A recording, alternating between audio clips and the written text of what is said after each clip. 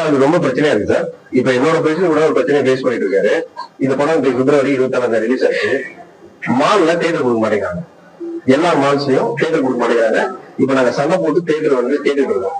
என்ன ரீசன் சொல்றாங்க அப்படின்னா, சார் இந்த படத்துக்கு விளம்பரம் பக்கல சார், காய்கறி பாருங்க அது எப்படி விளம்பரம் பண்றாங்க, நாங்க கொடுக்குறோம் அப்படின்னா.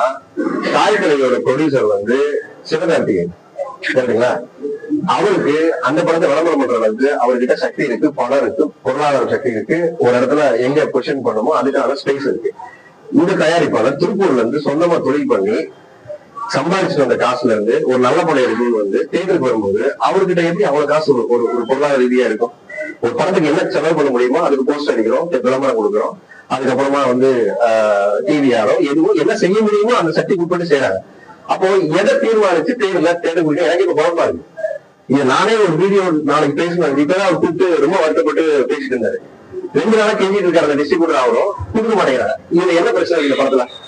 தமிழ்நாட்டுல ஒரு தமிழன் படம் எடுத்துட்டு வந்து நான் ரிலீஸ் பண்றேன், நான் சினிமா சம்பந்தம் இல்லாத ஒரு ஆள் வந்து தனிமனித போராட்டமா உங்கள இருந்து நான் வந்திருக்கேன், ஏன் படத்தை நீங்க மால்ல போட மாட்டேங்கிறீங்க, என்ன காரணம் சொல்லுங்க.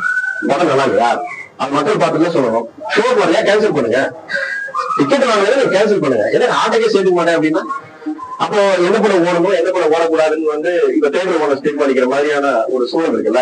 இது மாசு ஏன் பண்றாங்கன்னு எனக்கு புரியல. அப்ப ஒரு இடத்துல இது இப்ப சனியன் ஒரு படத்துக்கு இதே பிரச்சனை வந்துச்சு, அவர் வந்து அதே குரலை கொடுத்தாரு. இப்ப எனக்கும் இதே பிரச்சனை இருக்கு. தேட்டர்ல மாசு கொடுக்க மாட்டேங்கிறாங்க. மதுரை மால்ல போயிட்டு அந்த மதுரை மால் போனா மதுரை மால் இல்ல, திருச்சியில எல்லா மால் சென்டர்லயும் இப்ப இங்க பழனியில கூட ஏன் ஊர்ல எனக்கு தேட்டர் வந்து மால்ல கிடையாது, மீது சிங்கிள் தேட்டர் தான் எல்லா தேட்டரும் வருது. நான் என்ன சொல்றேன், அதுவும் கொடுங்க இதுவும் கொடுங்க, எங்க எடுத்து கொடுங்க. அப்ப அந்த ப்ரொடியூசர் வந்து இன்னைக்கு கண்டாங்க போயா பேசுறாரு. அப்ப இது எனக்கு இப்ப எனக்கு நான் சினிமாவில் 15 வருஷமா இருக்கேன், என்ன எல்லாருக்கும் தெரியும். ஆரியன்னா எல்லாருக்கும் தெரியும் இல்லைங்களா? நான் 100 கோடி சம்பளம் ஆர்டிஸ்ட் எல்லாம் இருக்கலாம், என்ன எல்லாருக்கும் தெரியும். அப்ப எனக்கு அந்த பிரச்சனை ஒரு நியூ பேஸ் நீங்க நாளைக்கு ஒரு போலீஸ் பண்ண வரைக்கும் ஒரு புதுமணி வச்சு எடுக்கிறீங்கன்னா அவங்க விளம்பரம் பண்ண படங்களுக்கு மட்டும் தான் விசிபிலிட்டி இருக்கு அப்படின்னா அப்ப சின்ன படங்களுக்கு என்ன அளவு சொல்றது, எவ்வளவு செலவு பண்ணுங்க எனக்கு அதை சொல்லுங்க யாராவது.